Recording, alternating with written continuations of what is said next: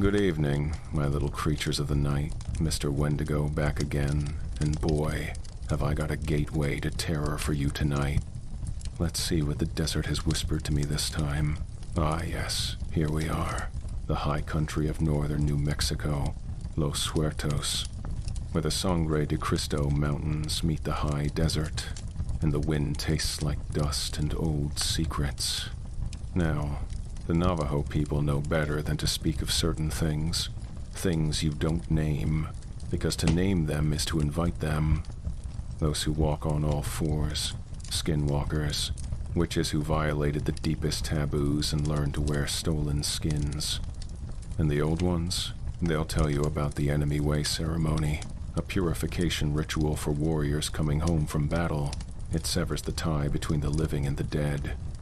But what happens when someone starts that ceremony and doesn't finish it? The Espenoza family is about to find out. Juan came home from Afghanistan carrying ghosts. His sister Maria has been keeping their family ranch alive while he tried to remember how to be human. 43 head of cattle, 2 good dogs, land that's been in the family for 4 generations. But something's awoken on that land, and it's hungry. This is your late night creature feature. Before we begin, I'm curious, where are you listening from tonight? Alone in your room? Driving through empty roads? Walking through the woods? Drop a comment and let me know. I like knowing who's out there in the dark with me. Now then, let's talk about gates that should have stayed closed. The Gate of Hunger. Chapter 1. The Silence. High desert wind pushed through the grasslands of Los Huertos, dry enough to taste dust every time you breathed. The Espenoza ranch sat quiet under a thin moon fence posts like ribs jutting from the earth, barbed wire strung between them like stitches holding something together that wanted to come apart. The dogs should have been barking. They weren't. They whimpered. Maria Espenoza shoved her feet into boots. The left one still had dried mud caked on the heel from yesterday's work, and stepped outside with her father's old revolver in hand. Smith & Wesson 38 Special, 6 rounds. She'd cleaned it 3 days ago, same as she did every Sunday after church. The cold hit fast. October in northern New Mexico didn't fuck around. She crossed the yard, gravel crunching under each step, and swung her maglite toward the cattle pens. The beam cut through the dark like a knife through smoke. The pens were empty. Not empty like the cattle were sleeping or milling around in the far corner. Empty like they'd never been there at all. Gates chained, locks closed, no signs of struggle, no broken fence, no trampled dirt. 43 head of cattle, gone. She pressed both hands against the fence wire and whispered into the dark. Dios mío, where did you go? Behind her, the dog's 2 blue heelers named Cisco and Pancho stared toward the ridge, their ears pinned flat against their skulls, bodies trembling. They wouldn't move past the porch steps, wouldn't even look at her when she called. Something stood up on that ridge, watching. She could feel it, the way you feel someone staring at the back of your neck in a crowded room. That animal knowledge that says run. Maria didn't run. She raised the revolver and clicked the safety off. I see you up there, she called out. Her voice didn't shake. Couldn't afford to let it shake. Not out here, not alone. The ridge stayed silent. The dogs whined louder. She backed toward the house, keeping the flashlight trained on the darkness, and pulled her phone out. 1 bar of service. Typical. She texted her brother. Cattle gone. No tracks. Something wrong. Come home. Then she sat on the porch with the revolver across her lap and waited for sunrise. The dogs pressed against her legs and wouldn't stop shaking. Juan Espenoza rolled in just after sunrise, his dusty Dodge Ram kicking up a plume of red dirt that hung in the still air like a ghost.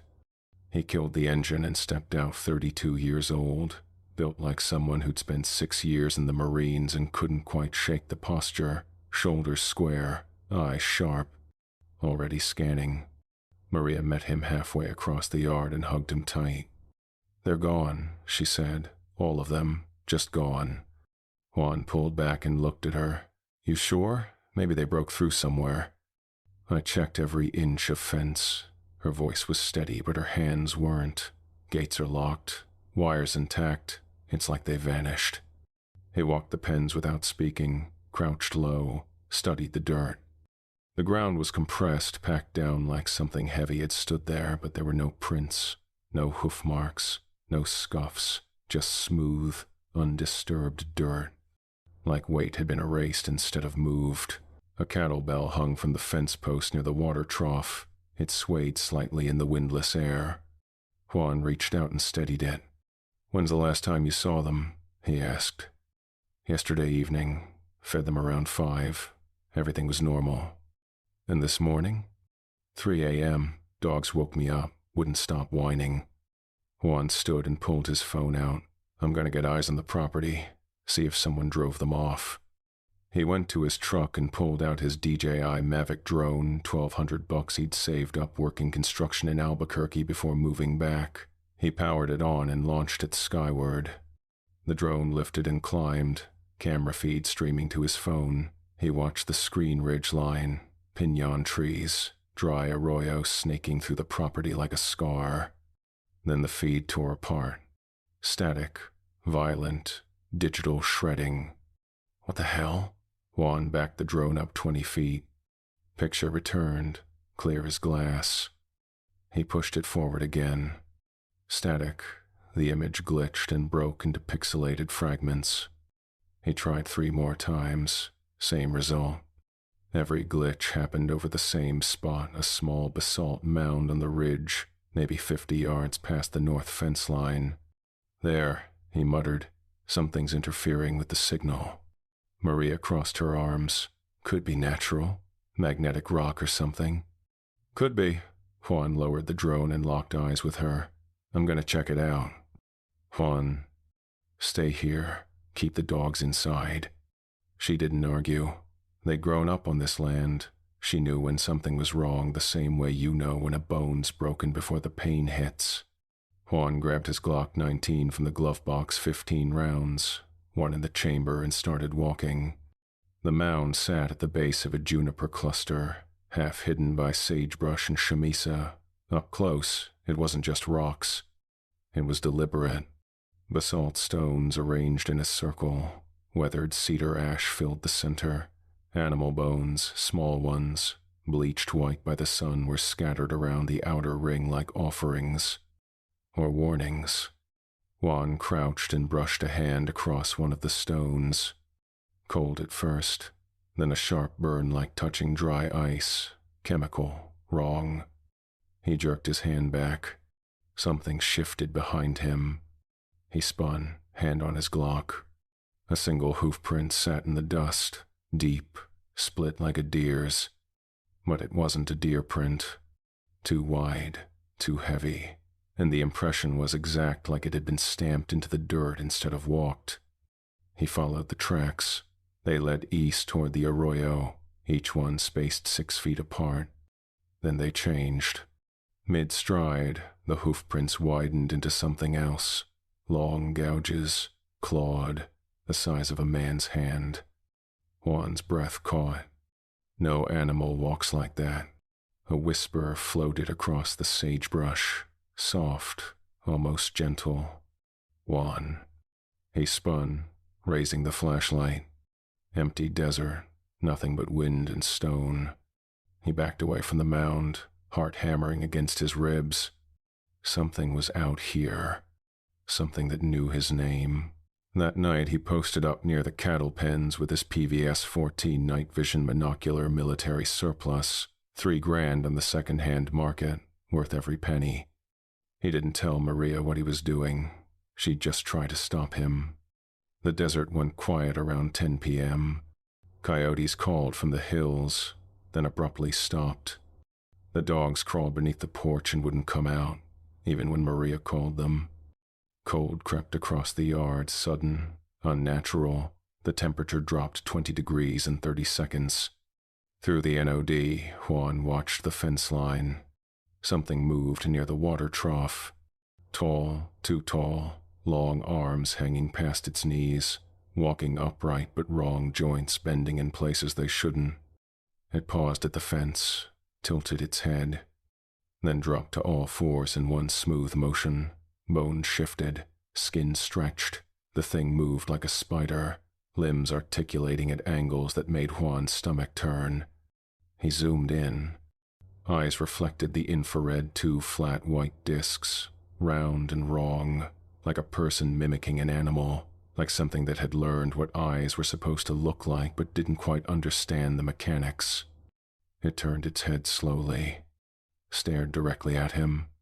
Juan snapped a photo with his phone. The creature's head jerked toward the sound impossibly fast, too fast, and its mouth opened. Not wide, just open, like a door left ajar. Then it spoke. Juan. The voice came from directly behind him, breath against his ear, warm and wet. He ripped the NOD off and spun. Nobody was there. His hand shook as he checked the photo he'd captured.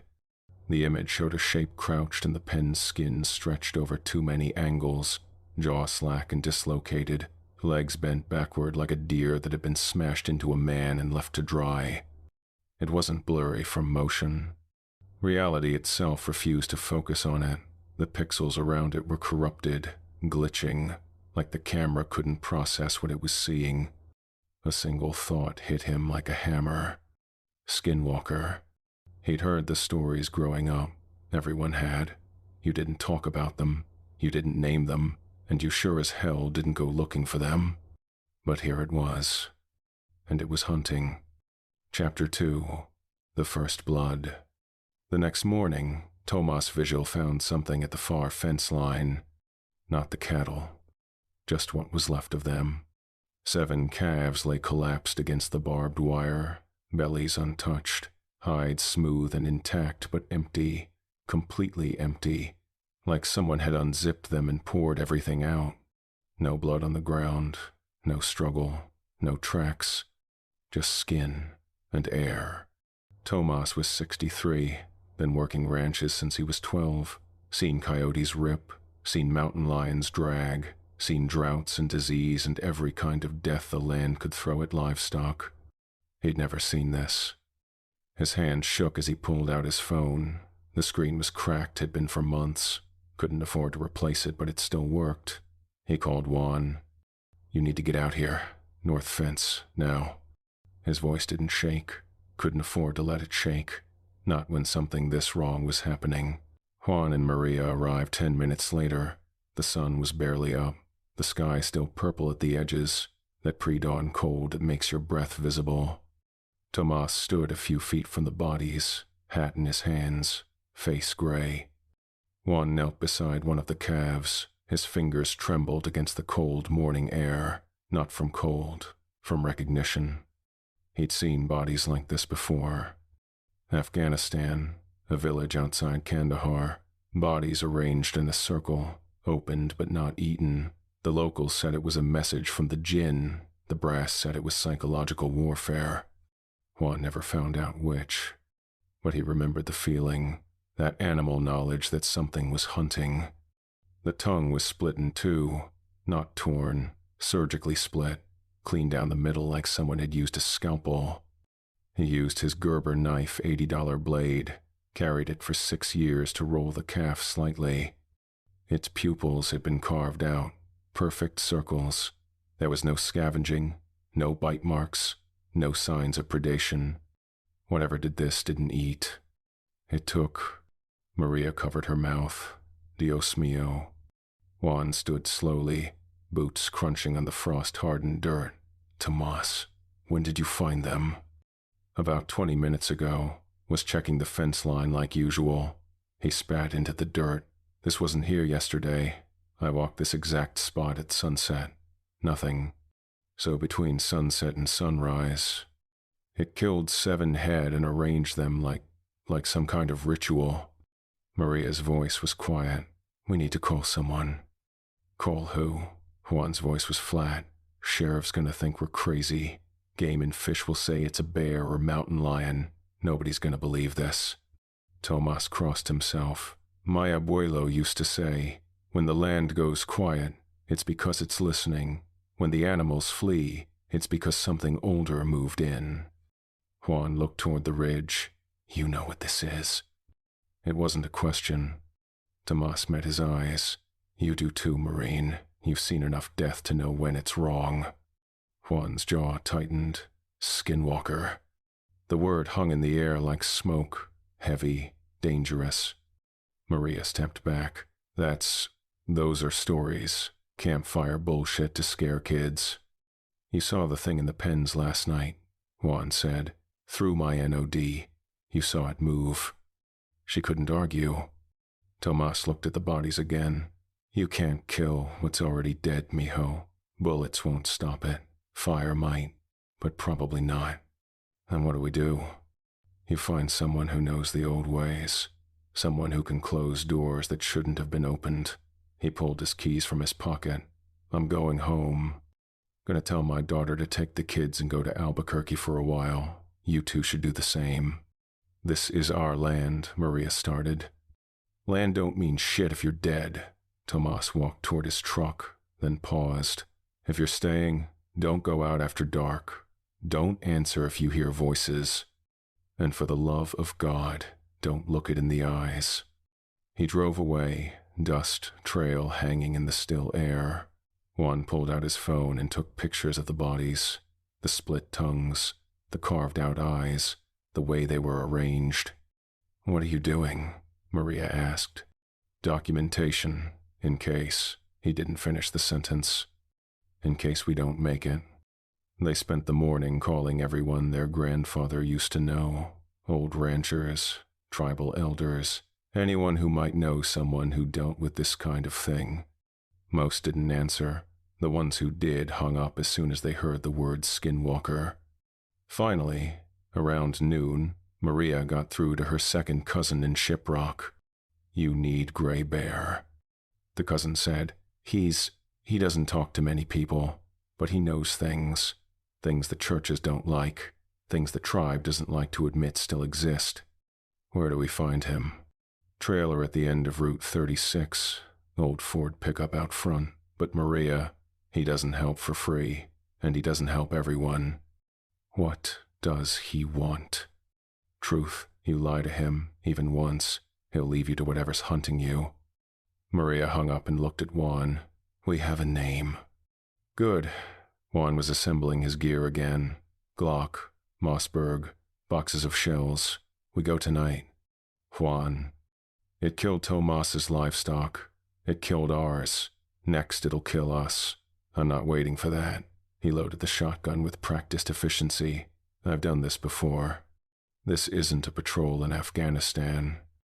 No, he met her eyes. It's worse. Because at least in Afghanistan, I knew what I was fighting. Knew it would bleed when I shot it. He chambered around. This thing, I shot it last night. Center mass. Should have dropped it. Instead, it just reset, like nothing happened. Maria's voice dropped. You think Gray Bear can stop it? I think Gray Bear is our only chance. That afternoon, the dogs started acting wrong. Cisco and Poncho wouldn't leave the porch, wouldn't eat, just sat there staring at the ridge, bodies rigid, hackles raised. Juan brought them water. They didn't drink. He checked them for injuries, nothing visible. But their eyes kept tracking something Juan couldn't see, something moving along the fence line in broad daylight. You see it too, don't you? Juan whispered. Cisco whined, a high, desperate sound that didn't stop. Maria came outside. What's wrong with them? They know it's still here, watching. She looked toward the ridge, nothing but juniper and sage and afternoon shadows. But Juan felt it too, that weight, that presence, like standing in a sniper's crosshairs and waiting for the shot. Around 4 p.m., Maria's phone rang. Unknown number. She almost didn't answer, but something made her. Hello? Static, then a voice, old, raspy, female. Mija? Maria's breath caught, Abuela? Mija, why didn't you visit me? Her grandmother had been dead for 5 years. You're not real, Maria whispered. I'm at the house, the old house, where you grew up. Come see me. I'm so lonely. Juan grabbed the phone and hung up. Maria stared at him, face pale. It knows. It knows about Abuela. It knows her voice. It's trying to separate us, get us alone. Juan checked his rifle. We don't answer any calls. We don't go anywhere alone. And we sure as hell don't go to the old house. The phone rang again. This time it was their father's number.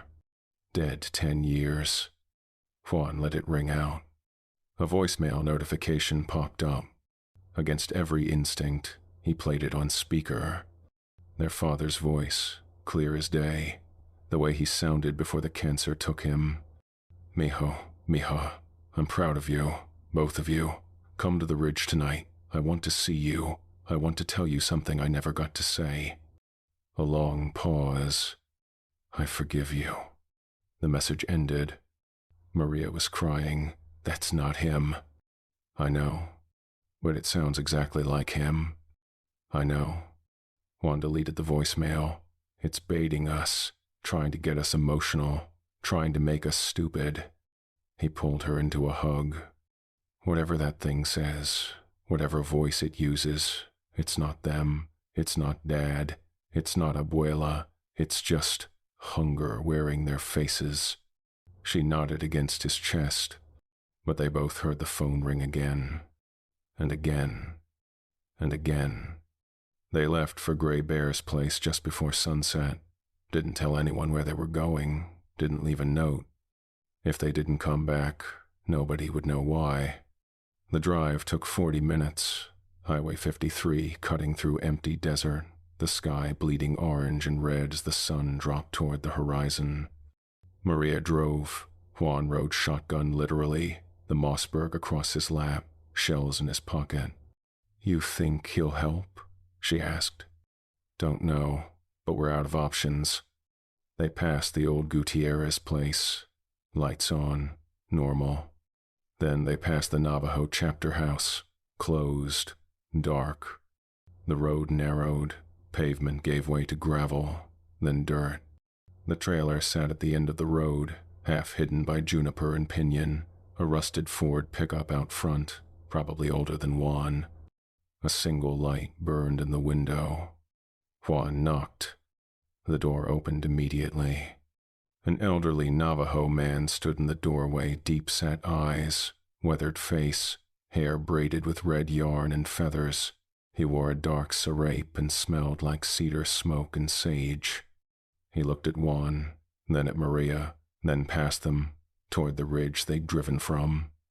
His expression didn't change, but something flickered in his eyes. Recognition. You opened the gate, he said. Not a question, a fact. Juan's throat tightened. We didn't open anything. We found something on our land. The mound. I know.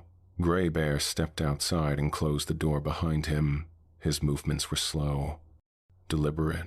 Someone started an enemy-way ceremony there, war cleansing, to cut the tie between a warrior and the hungry things that follow death home.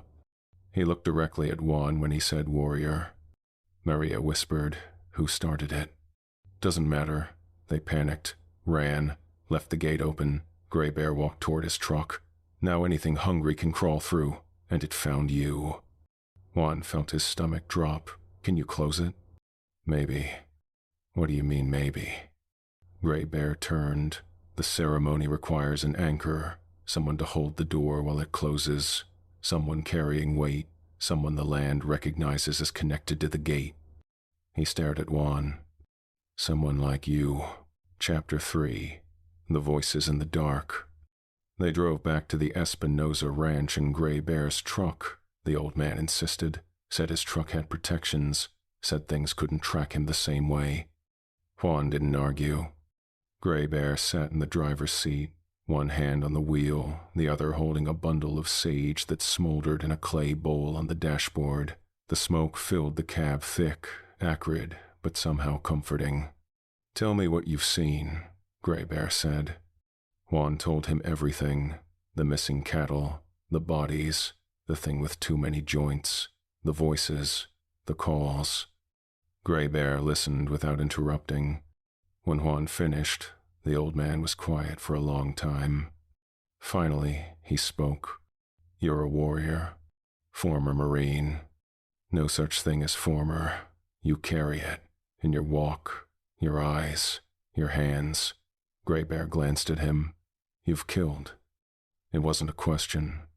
Juan nodded. And you carry the dead. Juan's throat closed. Yeah. How many? 5. My fire team. IED outside Kandahar, 4 years ago. You were there when it happened. 20 feet away, far enough to live, close enough to watch. Gray Bear turned onto the dirt road leading to the ranch, and you never finished the cleansing. Juan looked at him. What? You came home, but you never let them go. You carry them still, their weight, their voices, their deaths. He pulled to a stop near the house. That's why the Skinwalker found you. It can smell unfinished business, unfinished grief. Juan's voice was barely a whisper. How do I let them go? You don't. Not completely. But you can make peace. Gray Bear gathered his satchel from the back seat. Tonight, when the gate opens, you'll have to face them, all of them. The Skinwalker will wear their faces, speak with their voices, and you'll have to tell them the truth. What truth?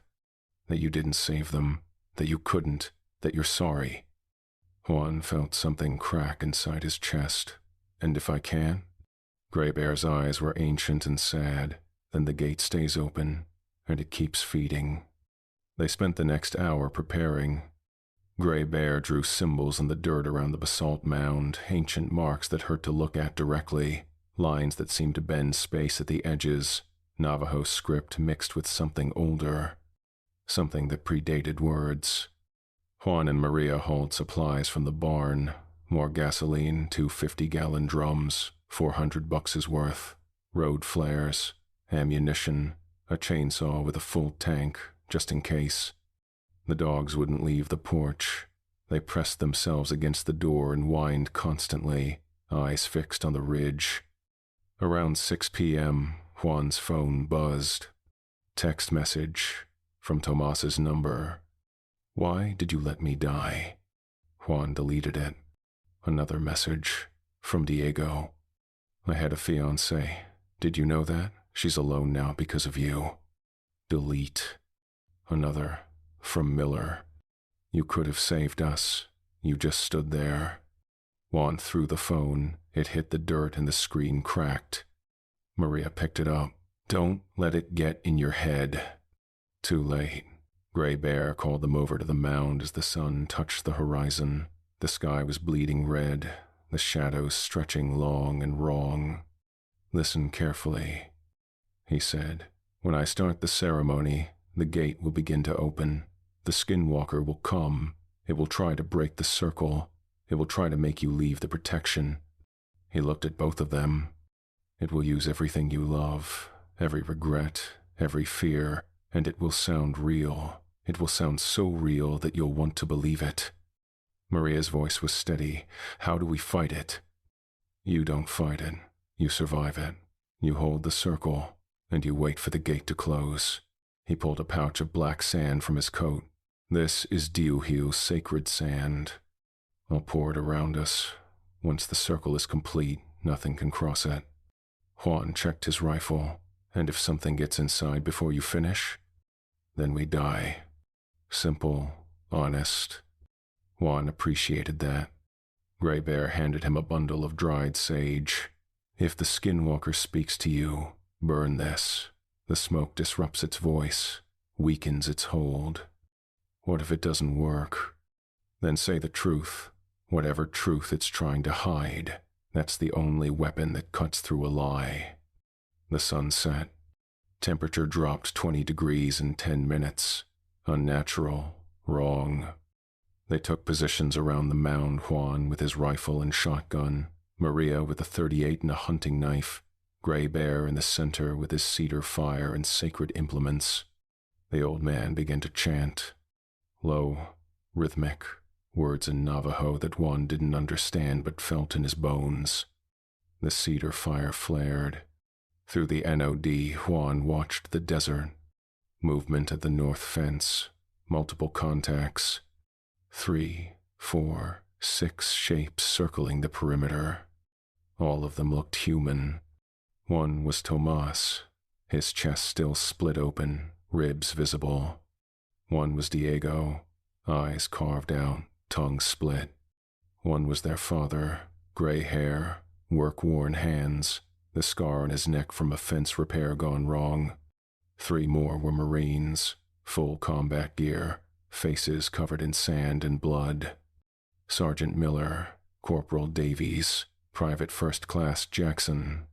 Juan's fire team. His finger tightened on the trigger. Gray Bear poured the black sand in a slow, deliberate circle around them. The line glowed faintly in the darkness amber light that shouldn't exist. The skinwalkers stopped at the edge of the circle. Couldn't cross, but they could speak. The Tomas thing stepped forward first. "Why didn't you help me?" Its voice was perfect, exactly as Juan remembered. "I called for you. I screamed, and you just watched." Juan's hand shook. "You're not real." "I'm real. I was real when it tore me open, when I felt my ribs crack, when I looked down and saw my own heart beating outside my chest." The thing tilted its head. "Did you know I have a daughter? Had a daughter. She's 10. Who's gonna walk her down the aisle now?" Maria grabbed Juan's arm. "Don't listen." But Juan couldn't look away. The Diego thing approached next. "I was 22, pendejo. 22. Had my whole life. Got engaged last month. You know what happens to the ring now?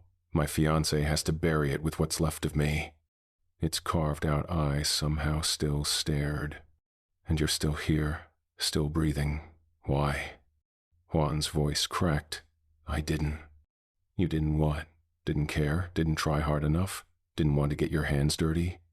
Gray Bear's chanting grew louder. The sand circle was almost complete. Just 10 more feet. The father thing stepped forward. It wore the expression Juan remembered from every disappointing conversation they'd ever had. That look that said, "I expected better." "Mijo." The word hit like a punch. "You came home wrong, broken. I died hoping you'd amount to something. Instead, you came back empty, haunted, weak."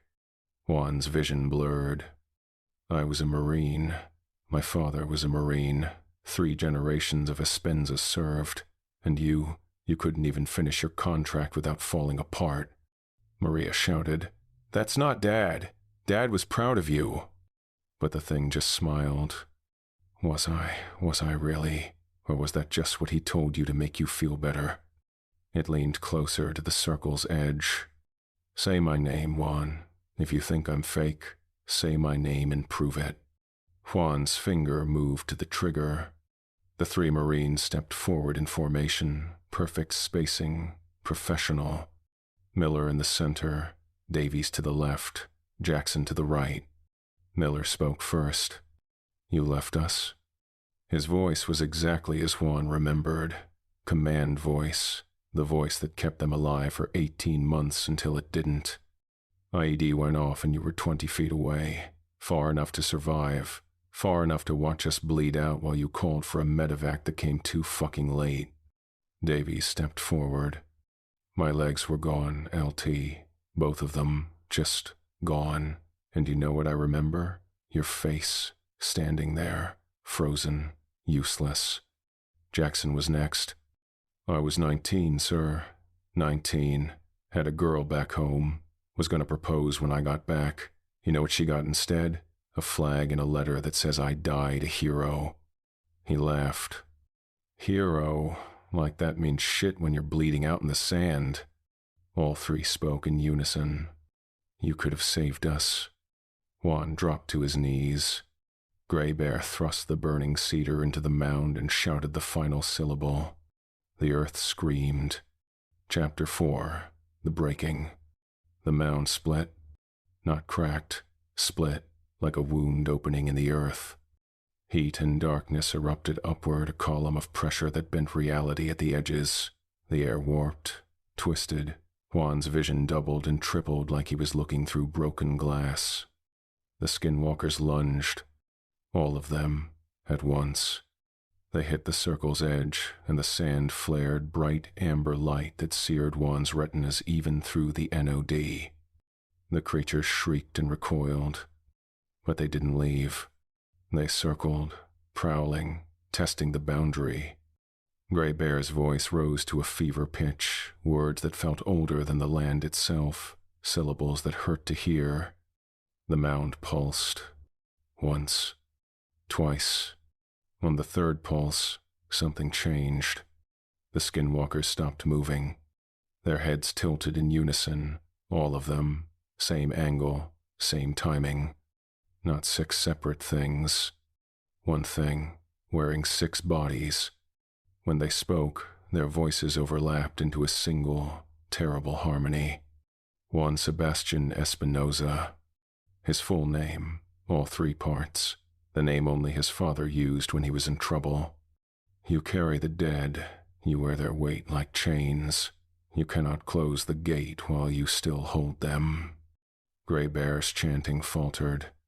The creature stepped closer, all 6 bodies moving in perfect synchronization. Let them go. Speak the words, or the gate opens wider. Juan couldn't breathe. His chest felt compressed, crushed. What words? He gasped. The Marine stepped forward. Tell us the truth, Miller said. Tell us what you never said, what you buried. Juan's voice shook. I tried to save you. Liar. The word cut like a blade. Davy spoke next. You froze. You stood there while we bled, while we screamed, while we died. Jackson, you were 20 feet away and you did nothing. All 3. Why? The question hung in the air like smoke. Juan felt something break inside him, some wall he'd built 4 years ago to keep the truth contained. Because I was scared, he whispered. The words felt like glass in his throat. I heard the explosion, saw the smoke, and I froze. Couldn't move, couldn't think, just stood there while you... His voice cracked. I'm sorry, I'm so fucking sorry. You died because I was a coward. The Marine stared at him. Then Miller nodded. That's the truth. And the Marines dissolved. Not violently, they just faded, like smoke and wind. Gray Bear's chanting surged, but the father thing remained. It stepped to the circle's edge, expression cold and disappointed. Michel, I knew. I always knew you came home broken, knew you'd failed them. That's why I couldn't look at you. Juan shook his head. No, Dad loved me. He was proud. He pitied you, felt sorry for the boy who went to war and came back empty. Maria grabbed Juan's face, forced him to look at her. Don't listen. Dad was proud, he told me. After you left for boot camp, he cried, said he'd never been prouder of anything in his life. The father thing smiled. Did he? Or is that what she's telling you to make you feel better? Juan looked at Maria. Her eyes were streaming tears, but they were honest, clear. She wasn't lying. He turned back to the creature. I see you, he said quietly. The thing tilted its head. You're not my father. You're not even close, because my father would never use my shame as a weapon. Juan stood. My father taught me that mistakes don't define you. What you do after them does. The father thing's face rippled. Eloquent. Doesn't change the fact that you're broken. Yeah. Juan raised his rifle. I am broken, but I'm still here, still standing, still fighting. He aimed center mass. And you're just hungry. He fired. The shot tore through the creature's chest. It glitched pixels, fragmenting, then reformed. But this time, it was weaker, smaller. The voice changed, distorted. Jew-a-a-a-a. Sweet to guttural, human to not. Gray Bear thrust his staff into the mound's center and shouted one final command. The earth collapsed. The mound didn't just open. It inhaled. Wind roared inward, not outward, inward like the land itself was taking a breath, sucking everything toward the breach. The remaining skinwalkers, Tomas, Diego, the father, shrieked and tried to pull away. Claws ripped at the dirt, bodies stretched and distorted as the gate dragged them down. Juan felt the pull too. His boots slid across the ground. He grabbed the fence post, Maria grabbed him, and Gray Bear anchored them both with his staff. But the pull was massive.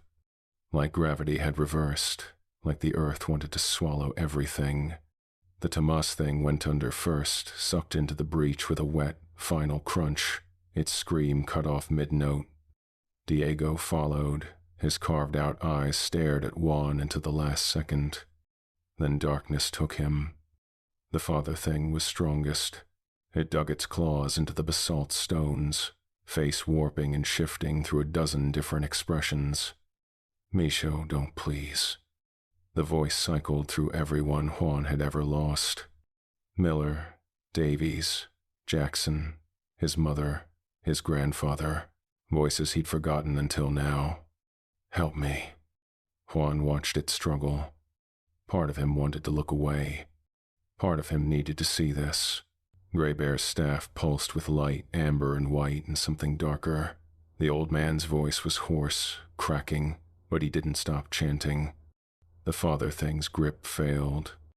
It slid toward the breach, claws leaving gouges in the stone, body elongating like taffy being pulled. Its final scream was in its own voice, not human, not animal, just wrong, and then the earth swallowed it whole. The mound sealed. A sound like thunder, buried underground. Then silence. Complete, total, absolute silence. The wind stopped. The cold vanished. The pressure released. Juan collapsed. He woke up in the back of Gray Bear's truck. The sky was gray. Dawn, maybe, or dusk. He couldn't tell. His shoulder was bandaged, crude work, but functional. His arm was splinted with duct tape and a 2x4. Gray Bear sat beside him, face lined with exhaustion. He looked 10 years older than he had yesterday. It's done, the old man said quietly. The gate is closed. Juan tried to sit up. Pain shot through his entire body like electricity. The Skinwalker? Gone, sealed beneath the earth where it belongs. Maria appeared at the tailgate. Her eyes were red, face streaked with dirt and tears. You're awake, she whispered. Juan reached for her with his good hand. She grabbed it and held on like she'd never let go. I thought I lost you, she said. When the gate opened, you started sliding toward it. I couldn't hold you. Gray Bear had to pull us both back. Juan looked at the old man. Thank you. Gray Bear nodded once. You held? That's all that mattered. Is it over? The old man was quiet for a long moment. The gate is closed. The ceremony is finished. What came through is gone. He stood slowly, joints popping. But the land remembers, and memory has weight. He gathered his satchel and staff. I must go. There are other wounds to tend, other gates that need watching. Juan struggled to sit up. Wait, what do we do now? Gray Bear paused at the edge of the truck bed. You live, you heal, you honor the dead by not becoming one of them. He walked into the desert without another word. Chapter 5. The Cost. They buried Tomas 3 days later. Small service, just family and the handful of ranch hands brave enough to come back. Father Martinez from San Mateo drove out to say the words, ashes to ashes, dust to dust, God's mercy and eternal rest. Juan wasn't listening. He stood in his dress uniform, the one he'd worn to Miller's funeral, Davies's funeral, Jackson's funeral, the one that still smelled faintly like mothballs and old grief. His right arm was in a sling, Shoulder still healing, would probably never be the same. Small price. He was alive. Tomas wasn't. Neither were Diego, Carlos, Miguel, or the 4 others who'd vanished during the siege.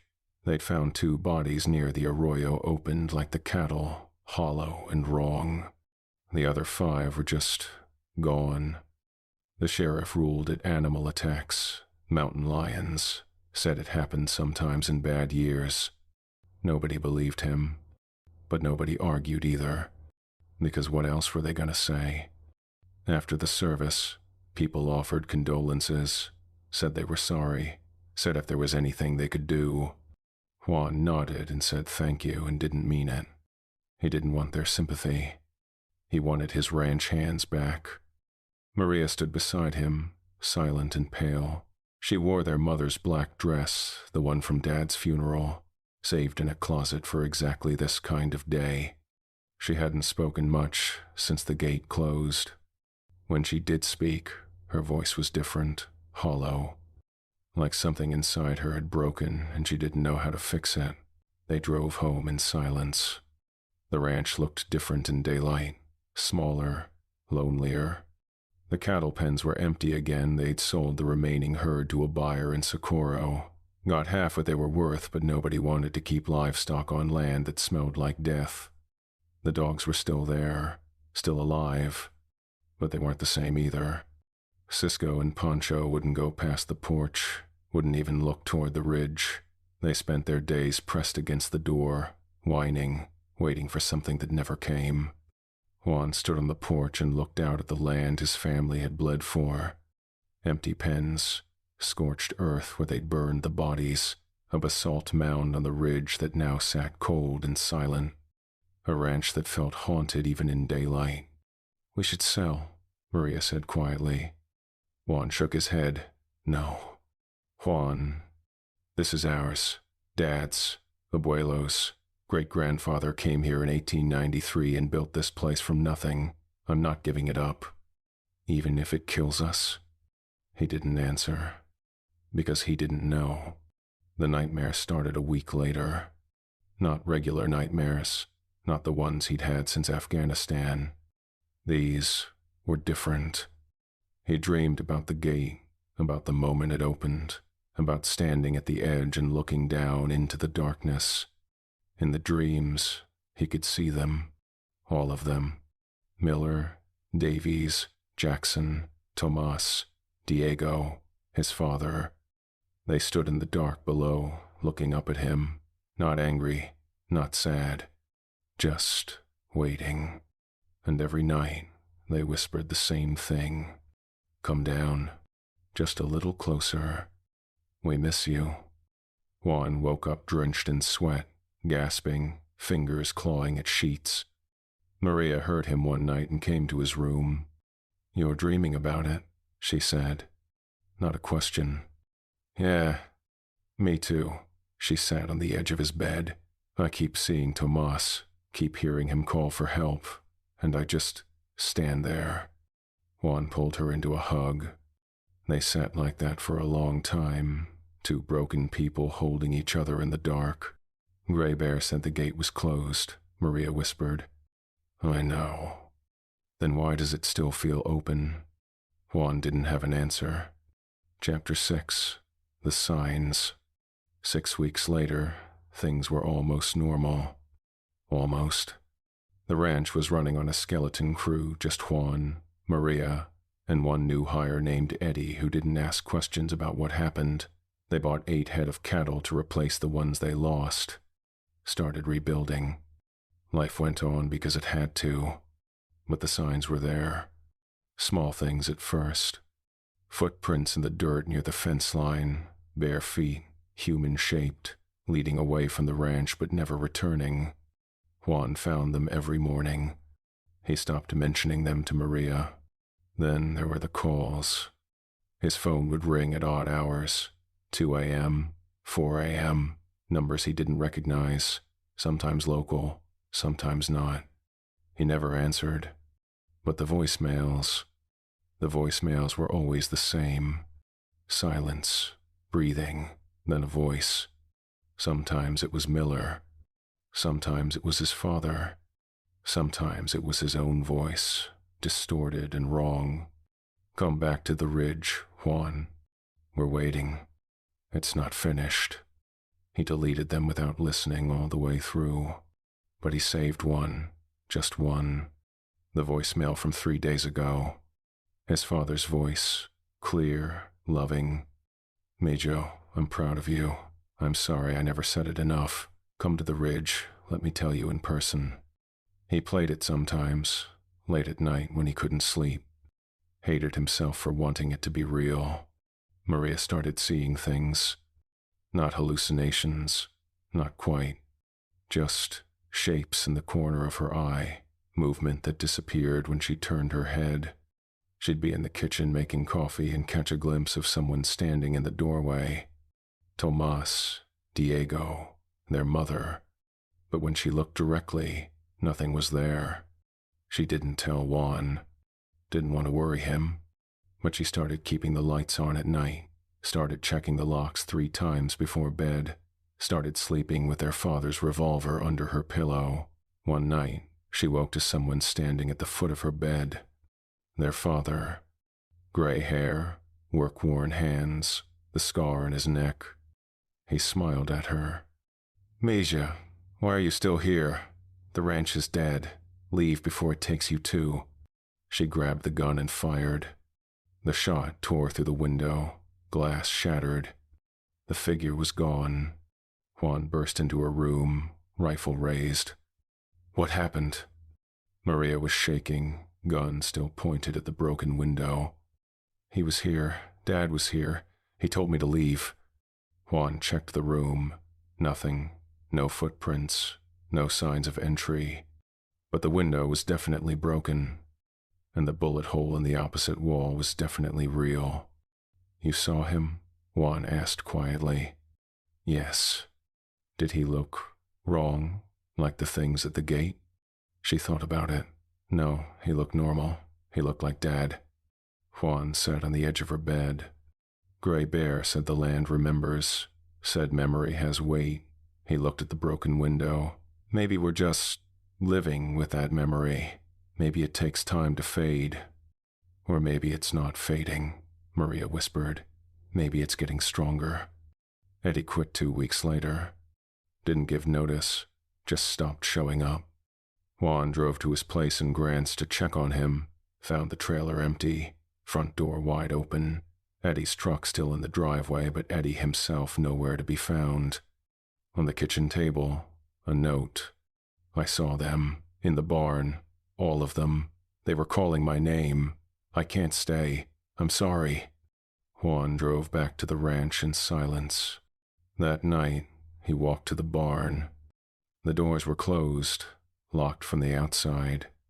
But when he opened them, he heard voices. Whispers, dozens of them, overlapping into a chorus that didn't make sense. Juan, come closer. We missed you. He turned on the floodlight. Nothing there, just hay bales and equipment in shadows. But the voices didn't stop. He walked deeper into the barn, rifle raised, finger on the trigger. The whispers grew louder, more insistent.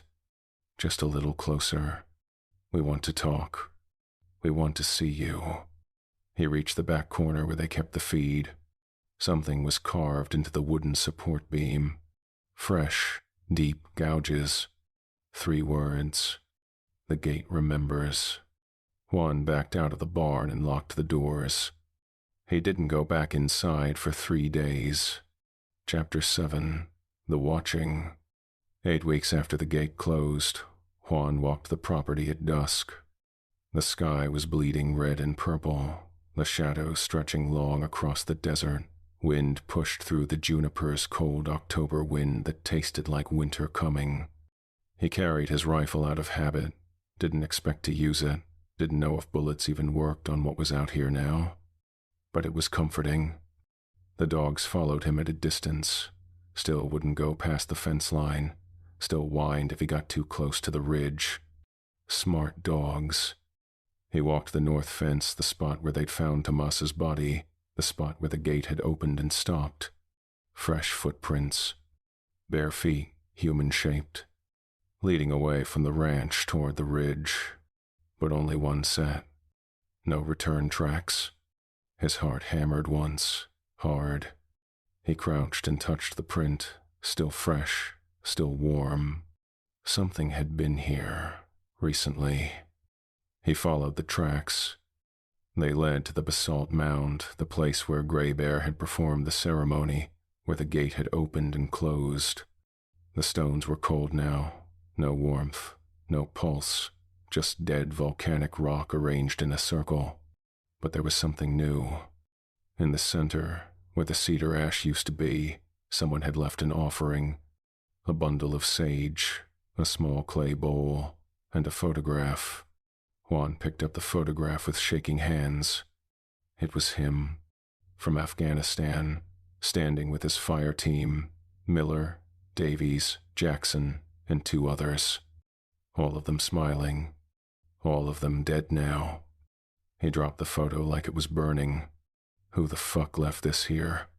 A whisper floated across the sagebrush, soft, familiar. Juan.